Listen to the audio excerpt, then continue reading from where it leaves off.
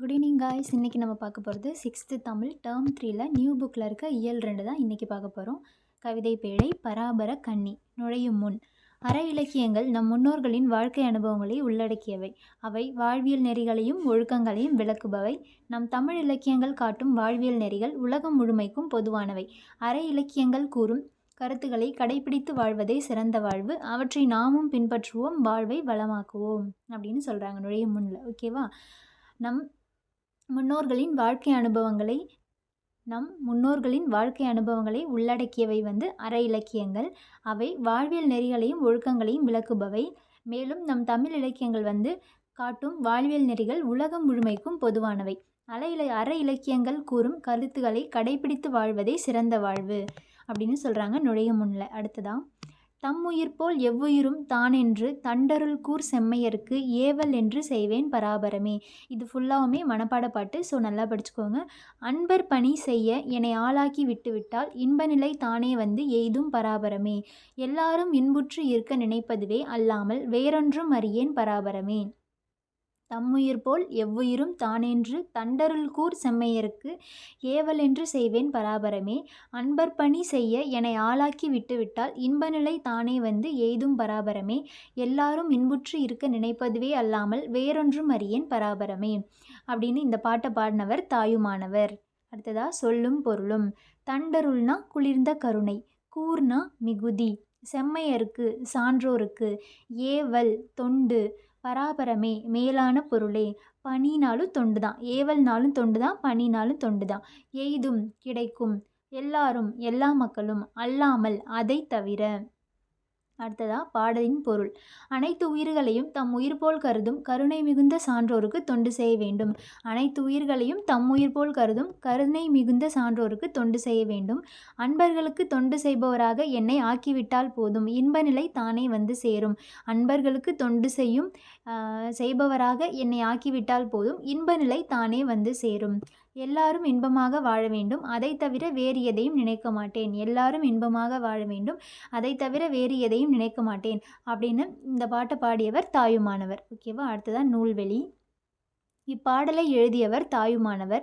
திருச்சியை ஆண்ட விஜய ரகுநாத சொக்கலிங்கரிடம் தலைமை கணக்கராய் பணிபுரிந்தவர். திருச்சியை ஆண்ட விஜய ரகுநாத சொக்கலிங்கரிடம் தலைமை கணக்கராய் பணியாற்றியவர் தான் தாயுமானவர். நமக்கு கொடுத்துருக்க இந்த பாட்டு தாயுமானவர் பாடல்கள் அப்படிங்கிற நூல்லேருந்து எடுத்திருக்காங்க. தாயுமானவர் பாடல்களை தமிழ் மொழியின் உபநிடதம் அப்படின்னு போற்றுறாங்க. ஓகேவா? தாயுமானவர்கள் பாடலை தமிழ் மொழியின் உபநிடதம் என போற்றுவர். இப்பாடல்கள் பராபர கன்னி என்னும் தலைப்பில் உள்ளன. கன்னி அப்படிங்கிறது 2 அடிகளில் பாடப்படும் பாடல் வகை. கன்னினா 2 அடிகளில் பாடப்படும் பாடல் வகை. 3 சுழியின், கன்னிக்கும் 3 சுழியின். ஓகேவா? அடுத்ததா, மதிப்பீடு. தம் கூட்டல் உயிர் என்பதனை சேர்த்தெழுத கிடைக்கும் சொல் தம்முயிர். இன்புற்று கூட்டல் இருக்க என்பதனை சேர்த்தெழுத கிடைக்கும் சொல் இன்புற்று இருக்க. தானென்று என்னும் சொல்லை பிரித்தெழுத கிடைப்பது தான் கூட்டல் என்று. சோம்பல் என்னும் சொல்லுக்குரிய பொருத்தமான எதிர்ச்சொல் சுறுசுறுப்பு. அடுத்ததான், கவிதை பேழை. நீங்கள் நல்லவர். இலக்கியங்கள் மக்களின் வாழ்வை நெறிப்படுத்தி அறவழியில் செலுத்துகின்றன. மனித வாழ்வை செம்மைப்படுத்துகின்றன. கவிஞர்கள் வாழ்வின் பொருளை உணர்த்தும் உயர்ந்த சிந்தனைகளை கூறியுள்ளனர். அத்தகைய சிந்தனைகளை கூறும் கவிஞர்கள் உலகெங்கும் உள்ளனர். அயல்நாட்டு கவிஞர் ஒருவரின் சிந்தனைகளை அறிவும் வாருங்கள் அப்படின்னு சொல்கிறாங்க.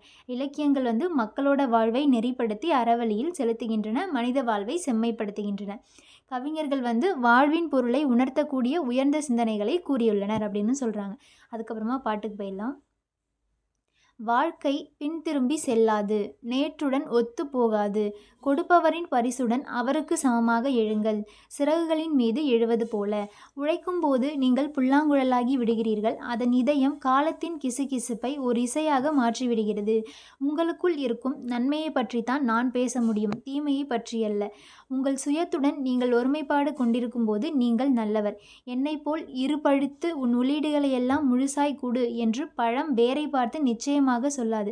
கொடுப்பது பழத்தின் இயல்பு, பெறுவது வேரின் இயல்பு. முக்கியமான லைன், கொடுப்பது பழத்தின் இயல்பு, பெறுவது வேரின் இயல்பு. உங்கள் பேச்சின் போது நீங்கள் விழிப்புணர்ச்சியுடன் இருப்பது நல்லது. உறுதியாக கால் பதித்து உங்கள் குறிக்கோளை நோக்கி நடக்கையில் நீங்கள் நல்லவர். இந்த பாட்டை எழுதினவர் கலீல் கிப்ரான். ஓகேவா? இது மனப்பாட பாட்டு கிடையாது. ஆனாலுமே இதுவும் ஒரு முக்கியமான பாட்டு தான். இதையும் நல்லா படிச்சுக்கோங்க. ஃபர்ஸ்ட் 2 லைனும் கடைசி 2 லைனும் எப்பவுமே நல்லா படிச்சுக்கணும். முக்கியமான லைன்ஸையும் நல்லா படிச்சுக்கணும். ஓகேவா? அடுத்ததா சொல்லும் பொருளும். சுயம்னா தனித்தன்மை. சொல்லும் பொருளும். சுயம்னா தனித்தன்மை. உள்ளீடுகள்னா உள்ளே இருப்பவை. சுயம்னா தனித்தன்மை. உள்ளீடுகள்னா உள்ளே இருப்பவை. கலீல் கிப்ரான் லெபனான் நாட்டைச் சேர்ந்தவர். நூல்வெளி அடுத்து கலீல் கிப்ரான் வந்து லெபனான் நாட்டைச் சேர்ந்தவர். கவிஞர், புதின ஆசிரியர், கட்டுரையாசிரியர், ஓவியர் என பன்முக ஆற்றல் பெற்றவர். கலீல் கிப்ரான் வந்து லெபனான் நாட்டைச் சேர்ந்தவர். கவிஞர், புதின ஆசிரியர், கட்டுரையாசிரியர், ஓவியர் என பன்முக ஆற்றல் பெற்றவர். நம்ம கொடுத்துருக்க பாடப்பகுதி வந்து கவிஞர் புவியரசு மொழிபெயர்த்த தீர்க்கதரிசி என்னும் நூலில் இடம்பெற்றுள்ளது. நமக்கு கொடுத்துருக்க இந்த பாடப்பகுதி வந்து கவிஞர் புவியரசு மொழிபெயர்த்த தீர்க்கதரிசி என்னும் நூலில் இடம்பெற்றுள்ளது. தீர்க்கதரிசி என்னும் நூல் தீர்க்கதரிசி அப்படிங்கிற நூல் வந்து யார் எழுதினதுன்னா புவியரசு. ஓகேவா? புவியரசு மொழிபெயர்த்த நூல் தான் தீர்க்கதரிசி. அடுத்ததா மதிப்பீடு. பரிசு பெறும்போது நம் மனநிலை மகிழ்ச்சியாக இருக்கும். வாழ்வில் உயர கடினமாக உழைக்க வேண்டும். அதுக்கப்புறமா பசிப்பினி போக்கிய பாவை. இது ஒரு நாடகம் மாதிரி கொடுத்துருக்காங்க. நுழையும் முன் படிச்சுக்கலாம். உலகில் தோன்றிய அனைத்து உயிரினங்களுக்கும் இன்றியமையாதது உணவு. உலக உயிர்கள் அனைத்தும் வாழ்நாள் முழுவதும் உணவு தேடியே உழைக்கின்றன. உணவே உயிர்களுக்கு ஆதாரமாக விளங்குகிறது. தனி ஒருவனுக்கு உணவில்லை எனில் இஜகத்தினை அழித்திடுவோம் அப்படின்னு பாடியவர் பாரதியார். தனி ஒருவனுக்கு உணவில்லை எனில் இஜகத்தினை அழித்திடுவோம் அப்படின்னு பாடியவர் பாரதியார். பசித்திருக்கும் ஒருவனுக்கு உணவு அளிப்பது உயிர் கொடுப்பதற்கு இணையானது. அதுவே சிறந்த அறமாகும் அப்படின்னு சொல்கிறாங்க. ஓகேவா? அடுத்ததான் இது எல்லாமே நம்ம ஒரு டைம் ரீட் அவுட் பண்ணிக்கலாம். அதான் நல்லது. அப்போ தான் முக்கியமான பாயிண்ட்ஸ் எதுன்னு நமக்கே தெரியும். ஓகேவா? காட்சி 1. இடம் மணிப்பல்லவ தீவு. கதை மாந்தர்கள் மணிமேகலை தீவத்திலகை. மணிமேகலை. எங்கு பார்த்தாலும் வெண்மணல் குன்றுகள், பூத்து குலங்கும் செடி கொடிகள், அடர்ந்த மரங்கள், இடையிடையே பொய்கைகள், மனதை மயக்கும் காட்சிகள். ஆகா, அருமை அருமை. அப்போது அவள் எதிரில் தீவத்திலகை வருகிறார். அழகிய பெண்ணே, நீ யார்? இங்கு எப்படி வந்தாய்? மணிமேகலை. நான் பூம்புகார் நகரைச் சேர்ந்தவள். என் பெயர் மணிமேகலை. மணிமேகலா தெய்வம் என்னை இங்கு கொண்டு வந்து சேர்த்தது. நீங்கள் யார் அம்மா? நீங்கள் எப்படி இத்தீவிற்கு வந்தீர்கள்? தீவத்திலகை. என் பெயர் தீவத்திலகை. நான் இத்தீவையும் இதிலுள்ள புத்த பீடிகையையும் காவல் செய்து வருகிறேன். பெருமை மிக்கவர்கள் மட்டுமே இத்தீவிற்கு வந்து இந்த புத்த பீடிகையை வணங்க முடியும். நீ அந்த பெருமையை பெற்றிருக்கிறாய். இன்னும் நீ அறிய வேண்டியது ஒன்று உண்டு. அஃது என்ன அம்மா? நம் எதிரில் பூக்கள் நிறைந்து விளங்கும் இந்த பொய்கையை பார். இதற்கு கோமுகி என்று பெயர். கோ என்றால் பசு. நம் எதிரில் பூக்கள் நிறைந்து விளங்கும் இந்த பொய்கையை பார். இதற்கு கோமுகி என்று பெயர். கோ என்றால் பசு, முகி என்றால் முகம். கோ என்றால் பசு, முகி என்றால் முகம். பசுவின் முகம் போன்று அமைந்திருப்பதால் இப்பொய்கை கோமுகி பொய்கை என்னும் பெயரை பெற்றது. அப்போ கோமுகிக்கு மீனிங் வந்து பசுவின் முகம். கோனா பசு, முகினா முகம். அடுத்ததான் மணிமேகலை சொல்கிறாங்க. ஓ அப்படியா, வடிவத்திற்கு ஏற்ற பெயராக இருக்கிறதே.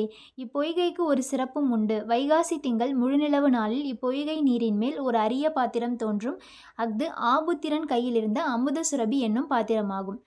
வைகாசி திங்கள் முழுநிலவு நாளில் இந்த கோமுகி பொய்கை நீரின் மேலே ஒரு அரிய பாத்திரம் தோன்றும்.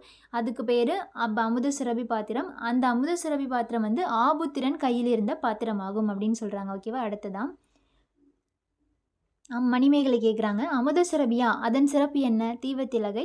இந்த பாத்திரத்தில் இட்ட உணவு எடுக்க எடுக்க குறையாமல் வளர்ந்து கொண்டே இருக்கும். அதனை கொண்டு எத்தனை பேருக்கு வேண்டுமானாலும் உணவளிக்கலாம். அப்படியா? வியப்பாக உள்ளதே. ஆம், அந்த பாத்திரம் தோன்றும் வைகாசி முழுநிலவு நாள்தான் இன்று. இவ்வாறு தீவத்திலகை சொல்லி கொண்டிருக்கும் போதே பொய்கை நீருக்கு மேல் அப்பாத்திரம் தோன்றுகிறது. மணிமேகலை அதனை வணங்கி கையில் எடுக்கிறார். தீவத்திலகை சொல்கிறாங்க. மணிமேகலையே, உயிர்களின் பசி போக்கும் அமுத சுரபியை நீ பெற்றுள்ளாய்.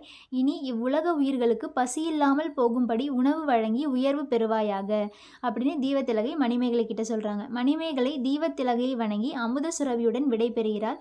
பூம்புகாருக்கு திரும்புகிறாள். ஆதிரையிடம் உணவு பெறச் செல்கிறாள். இடம் வந்து ஆதிரையின் இல்லம். கதை மாந்தர்கள் ஆதிரையும் மணிமேகலையும். ஆதிரையின் வீட்டு வாயிலில் மணிமேகலை கையில் அமுத சுரபியுடன் வந்து நிற்கிறாள். ஆதிரை, யார் நீங்கள்? மணிமேகலை, இவ்வூரில் வாழ்ந்த கோவலன், மாதவி ஆகியோரின் மகள் நான். உங்களின் சிறப்பை அறிந்து இப்பாத்திரத்தில் உணவு பெற வந்தேன். ஆதிரை, ஓ, நீங்கள்தான் மணிமேகலையா? உங்கள் பெற்றோரை பற்றி அறிவேன். உங்களை இன்றுதான் காண்கிறேன். இது என்ன பாத்திரம்? மிகவும் அழகாக இருக்கிறது அப்படின்னு ஆதிரையை பார்த்து ஆதிரை வந்து மணிமேகலையை பார்த்து கேட்குறாங்க. மணிமேகலை, இது அல்ல அல்ல குறையாமல் உணவு வழங்கும் அமுத சுரபியாகும். ஆதிரை வந்து, இப்பாத்திரம் உங்களுக்கு எப்படி கிடைத்தது அப்படின்னு கேட்குறாங்க. மணிமேகலை வந்து மணிப்பல்லவ தீவில் அமுத சுரபி பெற்ற வரலாற்றை எல்லாம் ஆதிரை கிட்ட சொல்கிறாங்க. அதுக்கப்புறமா ஆதிரை, அப்படியா, அமுத சுரபியின் சிறப்பை அறிந்தேன், அதில் இப்போதே உணவு இடுகின்றேன். ஆமாம், இதை கொண்டு என்ன செய்வீர்கள் அப்படின்னு மணிமேகலை கிட்ட கேட்குறாங்க. மணிமேகலை சொல்கிறாங்க, அன்பிற்குரிய ஆதிரையே, ஏழை மக்களின் பசியை போக்குவதே மேலான அறம் அப்படின்னு சொன்னது மணிமேகலை. உணவு கொடுத்தவர்களே உயிரை கொடுத்தவர்கள் என்பதை உணர்ந்துள்ளேன் அப்படின்னு சொல்கிறது மணிமேகலை தான். அதனால் இந்த பாத்திரத்தில் இருக்கும் உணவை பசியால் வாடும் மக்களுக்கெல்லாம் வழங்கப்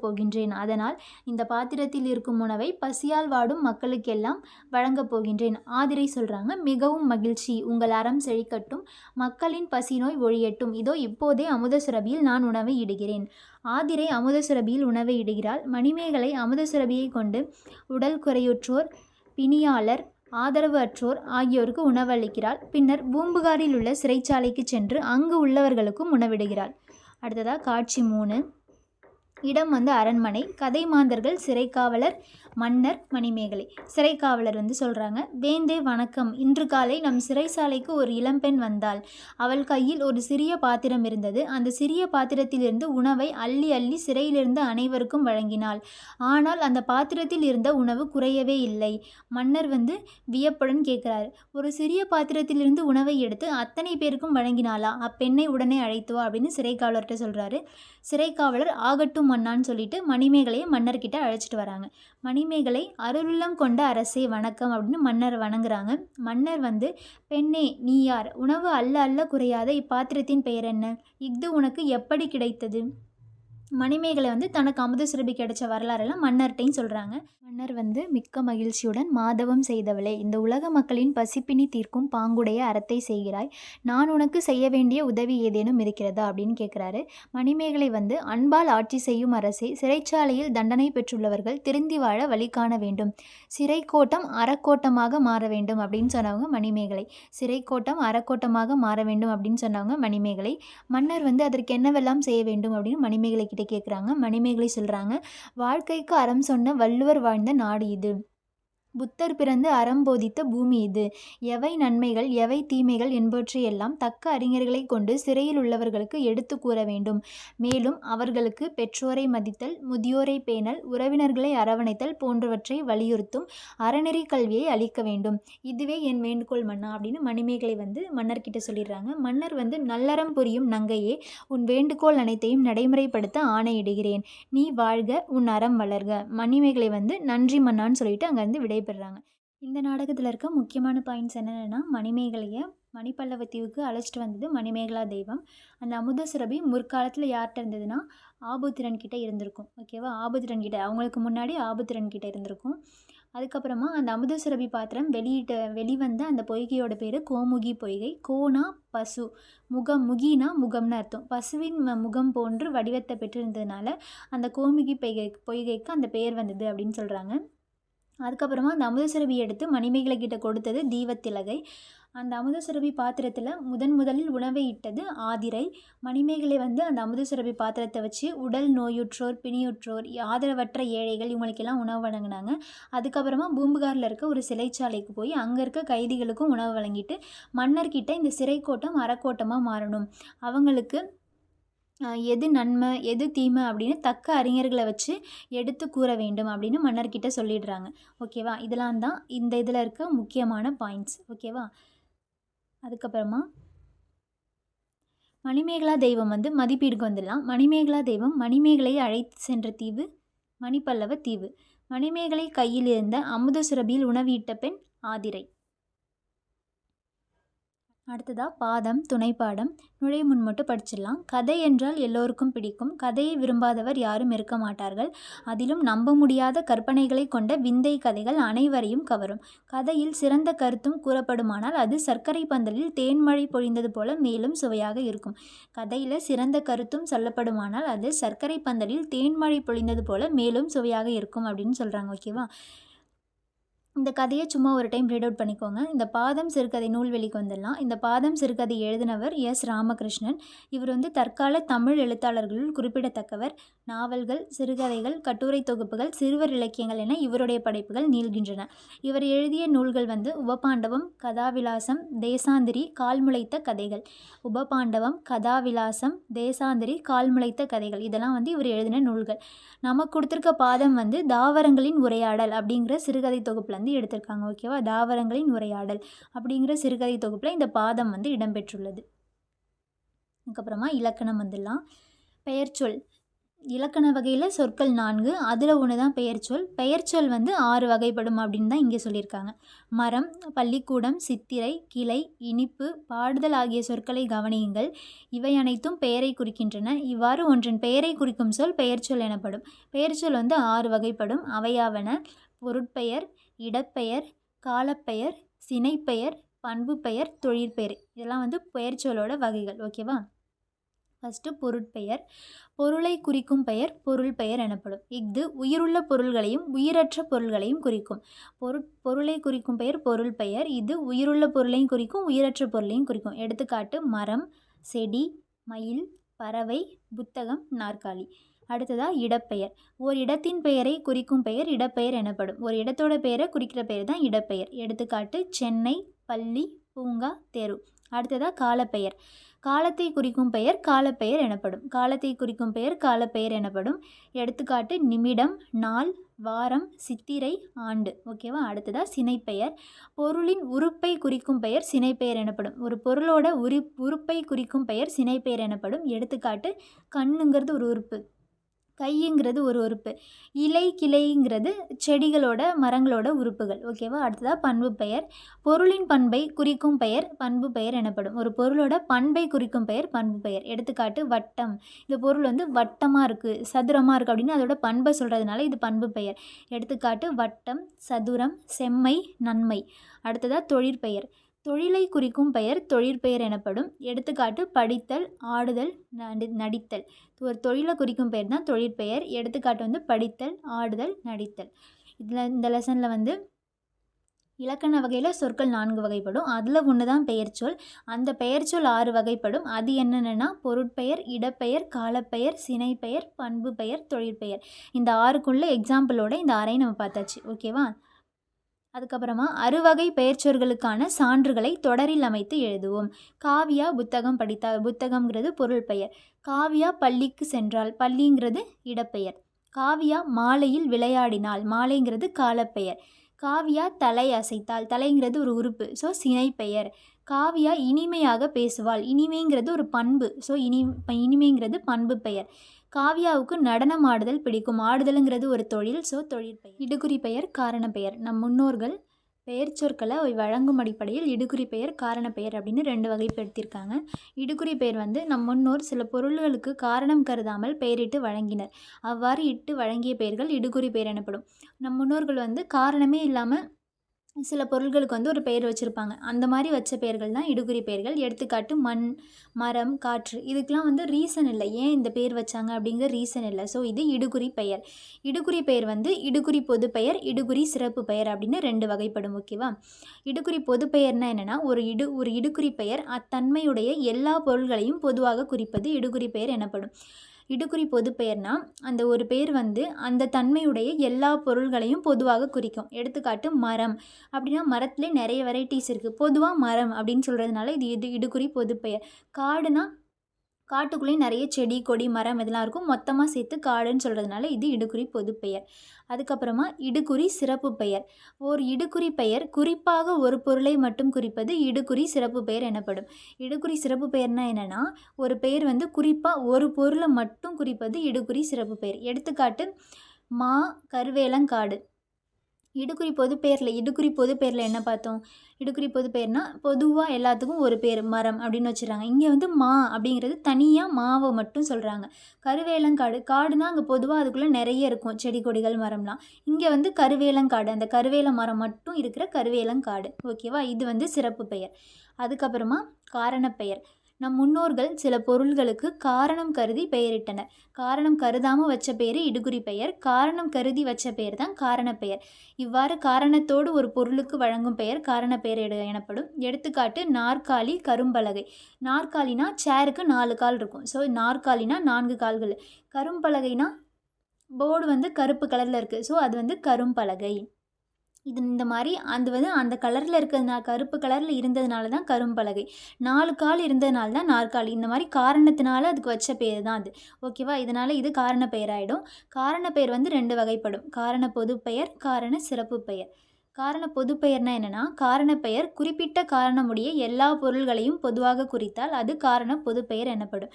குறிப்பிட்ட ஒரு காரணத்தை வச்சு அந்த பொருள்கள் எல்லாத்துக்கும் பொதுவாக ஒன்று சொல்கிறது தான் காரண பொதுப்பெயர்.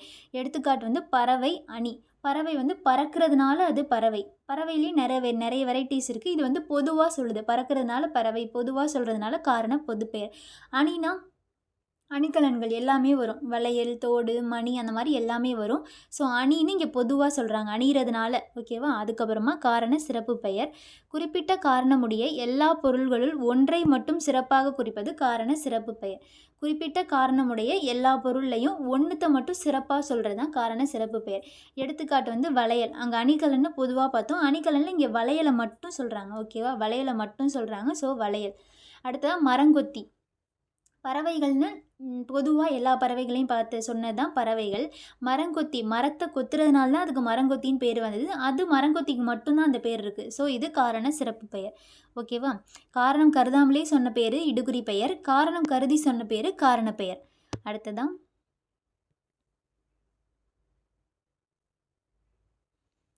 மதிப்பீடு. இடுகுறி பெயரை வட்டமிடுக. இதில் இடுகுறி பெயர் என்ன? சும்மா இடுகுறி பெயர்னா காரணமே இல்லாமல் வச்சுருப்பாங்களா? மண்ணு தான் இடுகுறி பெயர். காரண பெயர்னா ஒரு காரணத்துக்காக தான் அந்த பெயர் அதுக்கு வச்சுருப்பாங்க. வளையல். வளையல்னா வளைஞ்சிருக்கு, வளைஞ்சு தானே இருக்கும் வளையல். ஸோ வளையல். இடுகுறி சிறப்பு பெயரை வட்டமிடு. இடுகுறி சிறப்பு பெயர்னா காரணம் இருக்காது, ஆனால் ஒரு இதுக்கு மட்டும் அந்த பேர் இருக்கும். அப்படின்னு பார்த்தோன்னா இதில் என்ன வரும்? வாழை. மரம்னு பொதுவாக சொல்லியிருப்பாங்க காரணம் இல்லாமல். வாழை மரங்கிறது அதில் தனித்தன்மை தானே. ஸோ வாழைங்கிறது இடுகுறி சிறப்பு பெயர். அடுத்ததான் படித்து மகிழ்க.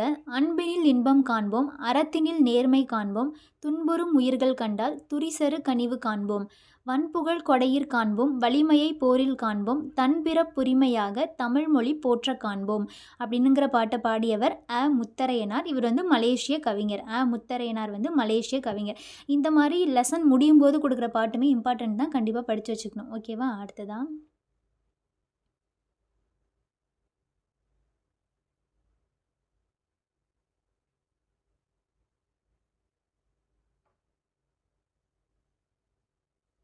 கலைச்சொல்லறிவோம். அறக்கட்டளைனா ட்ரஸ்ட், தன்னார்வலர்னா வாலண்டியர், இளம் செஞ்சிலுவை சங்கம்னா ஜூனியர் ரெட் கிராஸ், சாரணியர்னா ஸ்கவுட்ஸ் அண்ட் கைட்ஸ், சமூக பணியாளர்னா சோஷியல் ஒர்க்கர். சமூக பணியாளர்னா சோஷியல் ஒர்க்கர், சாரணியர்னா ஸ்கவுட்ஸ் அண்ட் கைட்ஸு, இளம் செஞ்சிலுவை சங்கம்னா ஜூனியர் ரெட் கிராஸ், தன்னார்வலர்னா வாலண்டியர், அறக்கட்டளைனா ட்ரஸ்ட். ஓகேவா? திருக்குறள். அரண் வலியுறுத்தல் அதிகாரம். மனத்துக்கண் மாசிலனாதல் அனைத்தரன் ஆகுல நீரபிற. உள்ளத்தில் குற்றமில்லாமல் இருக்கிறது தான் சிறந்த அறம், மற்றவையெல்லாம் வெறும் ஆரவாரமே அப்படின்னு சொல்கிறாரு. இது மனப்பாட குறள், கண்டிப்பாக நல்லா படிச்சுக்கோங்க. மனத்துக்கண் மாசிலனாதல் அனைத்தரன் ஆகுல நீரபிற. அடுத்ததான் அழுக்காறு, அவா வெகுளி, இன்னாச்சொல் நான்கும் இழுக்கா என்றது அறம்.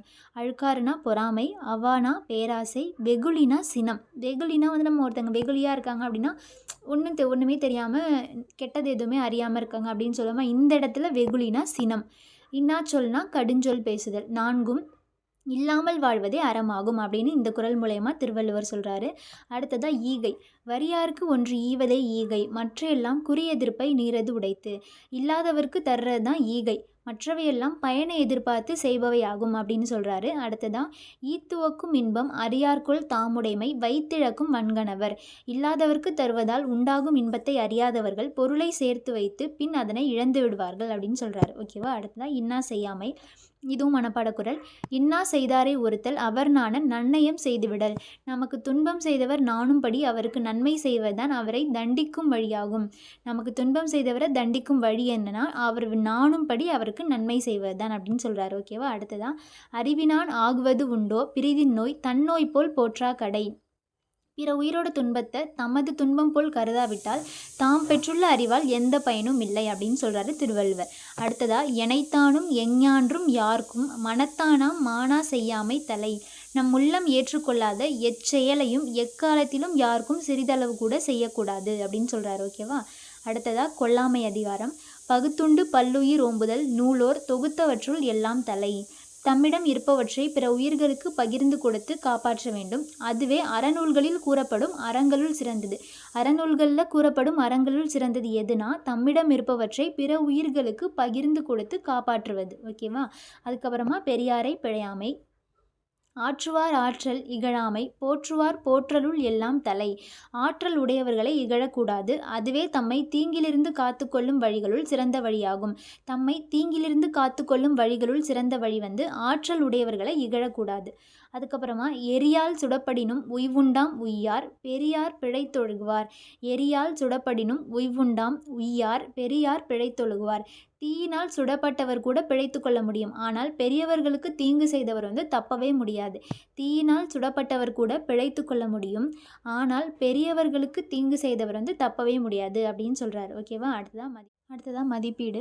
ஏழைகளுக்கு உதவி செய்வதே ஈகையாகும். பிற உயிர்களின் துன்பத்தை கண்டு வருந்துவதே அறிவின் பயனாகும். உள்ளத்தில் குற்றம் இல்லாமல் இருப்பதே சிறந்த அறமாகும். ஓகேவா. இதை பாருங்கள். வரியார்க்கு ஒன்று ஈவதே ஈகை மற்றெல்லாம் குறியெதிர்ப்பை நீரது உடைத்து. இதான் கரெக்டான ஆர்டர். ஓகேவா. அடுத்தது, எனைத்தானும் எஞ்ஞான்றும் யார்க்கும் மனத்தானாம் மானா செய்யாமை தலை. இதான் இந்த குறளோட கரெக்டான ஆர்டர். ஓகேவா. அதுக்கப்புறமா, இந்த நிகழ்வுக்கு பொருத்தமான திருக்குறளை கேட்குறாங்க. நிறைமதி அவளுடைய தோழிகளுடன் பூங்காவிற்கு சென்றால் அங்குள்ள இயற்கை காட்சிகளை கண்டு மகிழ்ந்தாள். நண்பகல் நேரத்தில் ஒரு மரத்தின் கீழ் அமர்ந்து தான் கொண்டு வந்திருந்த உணவை தோழிகளுடன் பகிர்ந்து உண்டாள்.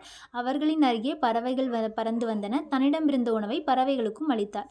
இதுக்கு எந்த குறள் பொருத்தமாக இருக்கும்? பகுத்துண்டு பல்லுயிர் ஓம்புதல் நூலோர் தொகுத்தவற்றுள் எல்லாம் தலை. இந்த குறள் தான் இந்த பத்திக்கு கரெக்டாக இருக்கும். முடிச்சாச்சு. நாளைக்கு இயல் 3 பார்க்கலாம். தேங்க்யூ.